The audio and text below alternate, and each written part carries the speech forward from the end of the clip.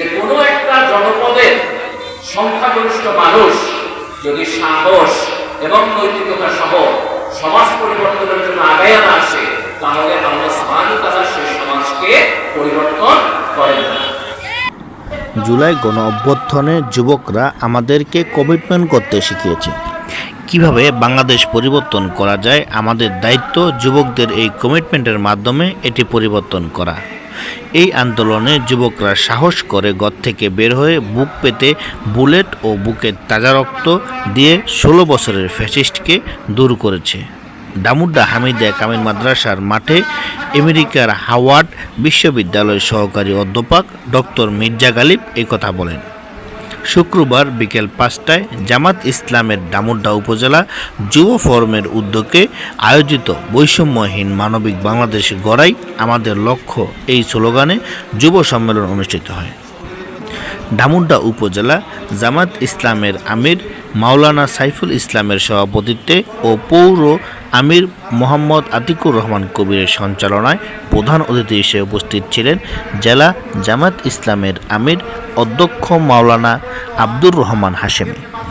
বিশেষ অতিথি হিসেবে উপস্থিত ছিলেন বাংলাদেশ জামাত ইসলামের কেন্দ্রীয় নেতা আজহারুল ইসলাম, জেলা নায়েবে আমির ও কেন্দ্রীয় মজলিসের শুরা সদস্য মাওলানা KM মকবুল হুসাইন, সিলেট ইউমেন মেডিকেল কলেজের ইউরোলজি অধ্যক্ষ ডক্টর মোহাম্মদ সিদ্দিকুর রহমান, সিটি ইউনিভার্সিটির ব্যবসা ও অর্থনৈতিক অনুষদের ডিন ও বিভাগীয় প্রধান প্রফেসর ডক্টর জুলফিকার হাসান, জামায়াত নেতা BM মুজাম্মেল হোসেন, স্পেন প্রবাসী নুরুল আমিন, ডক্টর লুৎফর রহমান, শিবির জেলা সভাপতি সাখাওয়াত কাউসার সহ আরও অনেকে উপস্থিত ছিলেন।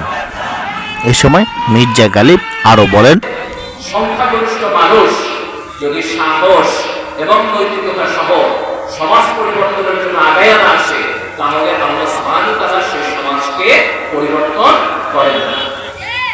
আজকে দেখেন জুলাইয়ে আমাদের তরুণ প্রজন্ম, আমাদের যুবক ভাইরা একটা ইতিহাস রচনা করেছে। তারা সাহস করে ঘর থেকে বের হয়ে এসেছে, তারা সাহস করে তাদের বুকে গুলি নিয়েছে, তারা সাহস করে রক্ত দিয়েছে, তারা সাহস করে রাজপথে দাঁড়িয়েছে। সেই সাহসের মধ্য দিয়ে আমরা 16 বছরের একটা ফ্যাসিবাদী সরকার, একটা শক্তিশালী সরকার, একটা পুলিশি সরকার, তাকে আমরা পতনে বাধ্য করেছি। আজকে এই জুলাইয়ের গণ অভ্যুত্থানের মধ্য দিয়ে এই তরুণ প্রজন্ম আজকে যেখানে দাঁড়িয়েছে, আমাদের ভবিষ্যৎ এবং আমাদের কমিটমেন্ট হলো আমরা এই বাংলাদেশকে পরিবর্তন করে দিতে চাই, পরিবর্তন করব। কিন্তু একটা জাতির আমূল পরিবর্তনের জন্য খুব বেশি সময় লাগে না। বড় বড় রাষ্ট্র যারা আজকে দুনিয়াকে নেতৃত্ব দিতেছে, তাদের অনেকের আপনার মিরাকুলাস অর্থনৈতিক উন্নয়ন হয়েছে 20 বছরে, 25 বছরে, 30 বছরে। আমরা যদি আজকে দেখেন 16 বছরের এত লম্বা লুটপাটের পরও এই দেশটা যেভাবে দাঁড়িয়ে আছে, এই দেশের রাজনৈতিক নেতৃবৃন্দ যদি সৎ হইতো, করাপশন না করতো, তাহলে আমরা সত্যিকার অর্থে সিঙ্গাপুর হইতাম।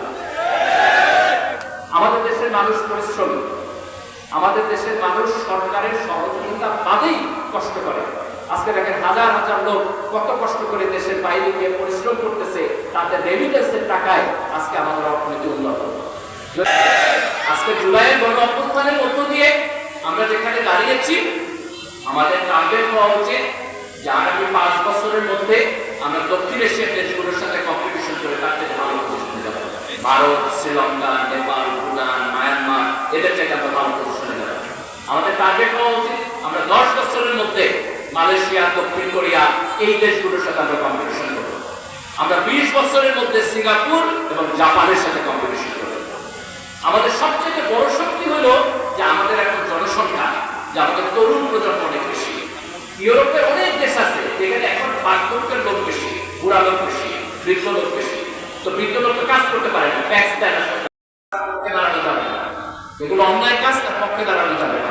ন্যায়ের পক্ষে দাঁড়াইতে হবে, দেশের পক্ষে দাঁড়াইতে হবে, মানুষের পক্ষে দাঁড়াইতে হবে। আমরা যদি এই ফিলসফিকে সামনে রেখা জাস্ট মাত্র 20টা বছর কাজ করতে পারি সবাই মিলে, তাহলে ইনশাআল্লাহ আমরা দেশকে পরিবর্তন